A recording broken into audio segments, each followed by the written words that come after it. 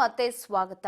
ಇತ್ತೀಚೆಗೆ ಅಂಬೇಡ್ಕರ್ ವಿಚಾರದಲ್ಲಿ ಅಮಿತ್ ಶಾ ಕೊಟ್ಟಂತಹ ಒಂದೇ ಒಂದು ಹೇಳಿಕೆ ಸಾಕಷ್ಟು ವಿವಾದಕ್ಕೆ ಕಾರಣವಾಗಿದ್ದು, ವಿವಾದಾತ್ಮಕ ಹೇಳಿಕೆ ವಿಚಾರಕ್ಕೆ ಅಲ್ಲಲ್ಲಿ ಪ್ರತಿಭಟನೆಯನ್ನ ಕೂಡ ಮಾಡಲಾಗಿದ್ದು, ಇವತ್ತು ಕೇಂದ್ರ ಸಚಿವರ ಹೇಳಿಕೆಗೆ ತಿರುಗಿ ಬಿದ್ದಿದ್ದಾರೆ. ವಿವಿಧ ಸಂಘಟನೆಗಳು ಬಂದ್ಗೆ ಕರೆ ಕೊಟ್ಟಿದ್ದಾರೆ.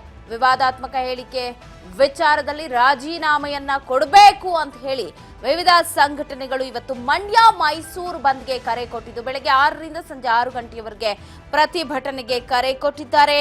ಮೈಸೂರು ಮಂಡ್ಯದಲ್ಲಿ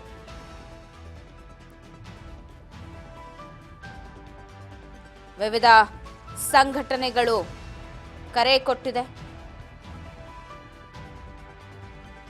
ಮೈಸೂರು ಮಂಡ್ಯ ಬಂದ್ಗೆ ಕೇಂದ್ರ ಸಚಿವರ ಹೇಳಿಕೆ ಖಂಡಿಸಿ ಸಿಡಿದಿದ್ದಾರೆ ಸಂಘಟನೆಗಳು.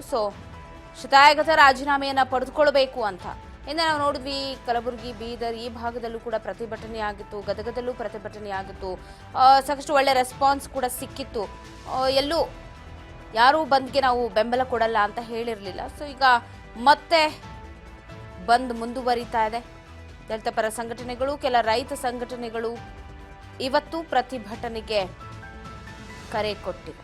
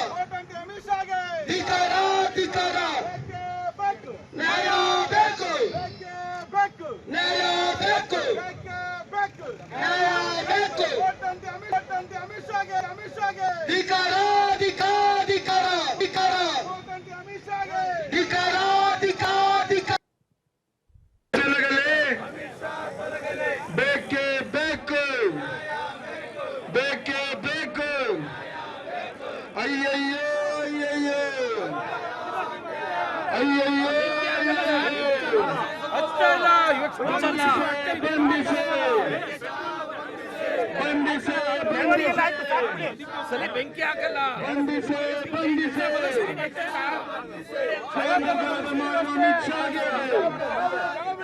ಜಾತಿಗಳ ಮಧ್ಯೆ ವಿಷ ಬಿತ್ತ ಅಮಿತ್ ಶಾಗೆ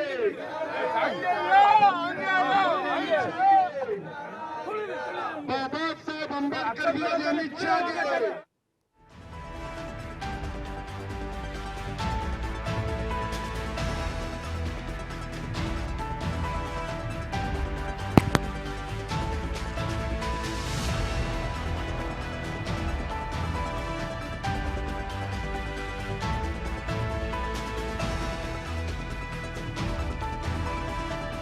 ಮೈಸೂರು ಬಂದ್ಗೆ ಕರೆ ಕೊಟ್ಟಿದ್ದು, ಬೆಳಗ್ಗೆ 6ರಿಂದ ಸಂಜೆ 6 ಗಂಟೆಯವರೆಗೆ ಬಂದ್ ಆಗತ್ತೆ ಮೈಸೂರು ಅಂತ ಹೇಳ್ತಾ ಇದ್ದಾರೆ. ಇತ್ತ ಕೆಎಸ್ಆರ್ಟಿಸಿ ಸಂಚಾರ ಒಂದು ಎಂದಿನಂತೆ ಇರಲಿದೆ. ಅದು ಬಿಟ್ರೆ ಹಲವು ಸಂಘಟನೆಗಳು, ಹೋಟೆಲ್ ಮಾಲೀಕರಾಗಿರ್ಬೋದು, ಖಾಸಗಿ ಬಸ್ಗಳಾಗಿರ್ಬೋದು, ಅಂಗಡಿಗಳು ಇವರೆಲ್ಲರೂ ಕೂಡ ಬಂದ್ಗೆ ಬೆಂಬಲವನ್ನ ಕೊಟ್ಟಿದ್ದಾರೆ. ಬಟ್ ಸರ್ಕಾರಿ ಬಸ್ಗಳು ಅಂದ್ರೆ ಕೆಎಸ್ಆರ್ಟಿಸಿ ಈ ಬಸ್ಗಳೆಲ್ಲವೂ ಕೂಡ ಎಂದಿನಂತೆ ಸಂಚಾರ ಮಾಡ್ತಾ ಇದೆ ಅನ್ನೋ ಮಾಹಿತಿ ಲಭ್ಯವಾಗ್ತದೆ. ಬಗ್ಗೆ ಮತ್ತಷ್ಟು ಅಪ್ಡೇಟ್ಸ್ ಅನ್ನ ಕೊಡ್ತಾ ಹೋಗ್ತಾರೆ ಪ್ರತಿನಿಧಿ ಪುಟ್ಟಸ್ವಾಮಿ ಫೋನ್ ಸಂಪರ್ಕದಲ್ಲಿದ್ದಾರೆ.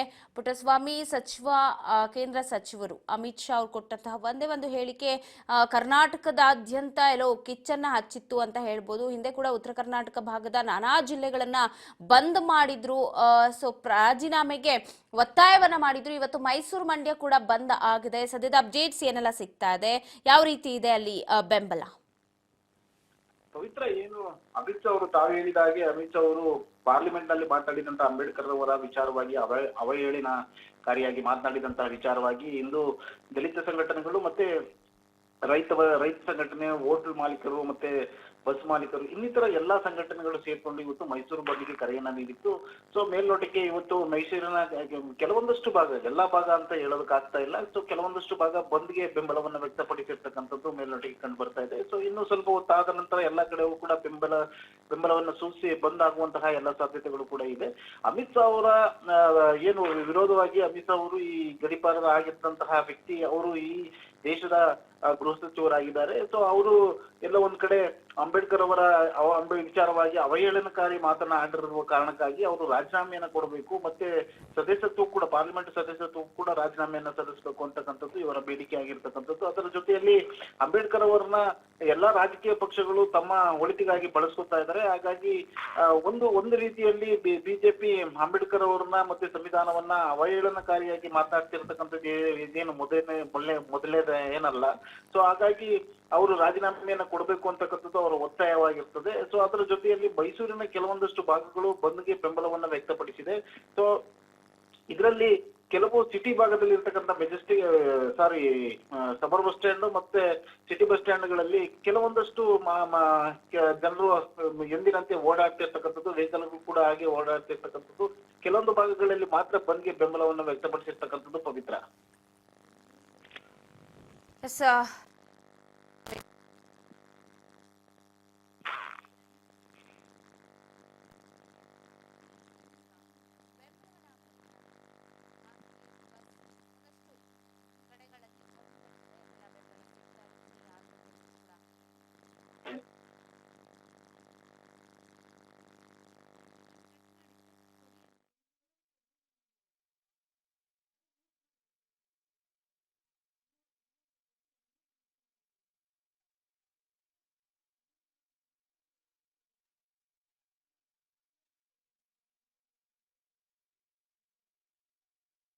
ಥ್ಯಾಂಕ್ ಯು ಪುಟ್ಟಸ್ವಾಮಿ ಮಾಹಿತಿಗಾಗಿ. ಒಟ್ಟಾರೆ ವಿವಿಧ ಸಂಘಟನೆಗಳು ಇವತ್ತು ಬಂದ್ ಮಾಡ್ತಾ ಇದ್ದು ನೋಡ್ಬೋದು. ಬೆಂಕಿಯನ್ನ ಹಚ್ಚಿ ಪ್ರತಿಕೃತಿ ದಹನವನ್ನ ಮಾಡಿ ಆಕ್ರೋಶವನ್ನ ವ್ಯಕ್ತಪಡಿಸ್ತಾ ಇದ್ದಾರೆ ಮೈಸೂರಿನಲ್ಲಿ.